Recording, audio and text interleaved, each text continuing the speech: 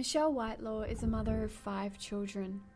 Her 10-year-old son Jai suffers from chronic refractory epilepsy, meaning his seizures can no longer be maintained under clinical drugs.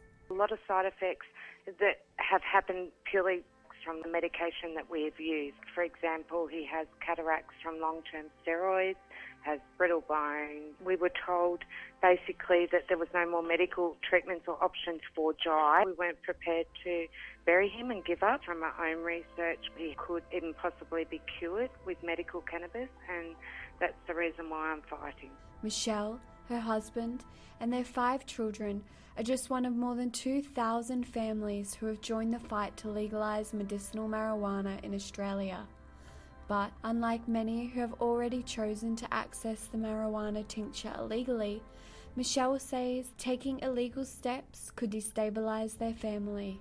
We were told that if we're suspected of administering, or if we do administer any type of cannabis product, we're breaking the law, which will result in docs being called, police arriving at the school and also at our home, and because my husband works for the federal government, his job could be in jeopardy.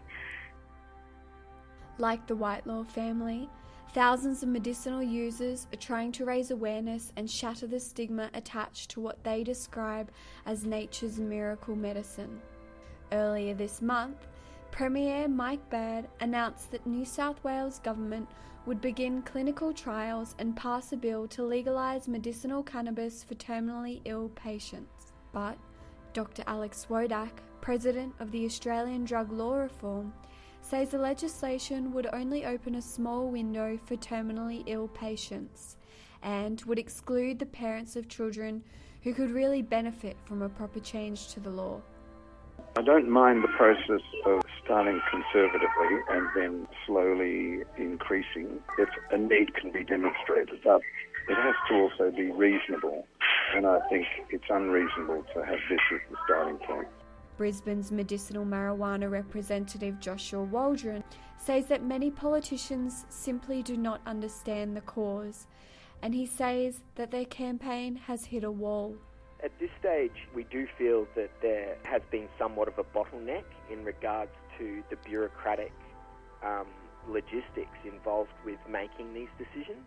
With everything that is going on in New South Wales, what we're seeing is that Queensland is basically stepping back and waiting for other states to take the lead.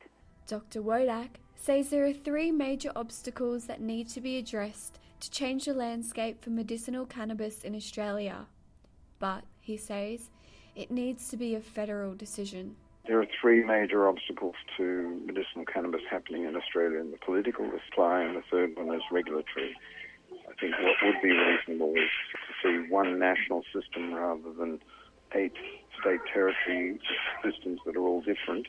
As the Whitelaw family mark 5 years with epilepsy, Michelle says she is sick of living on borrowed time.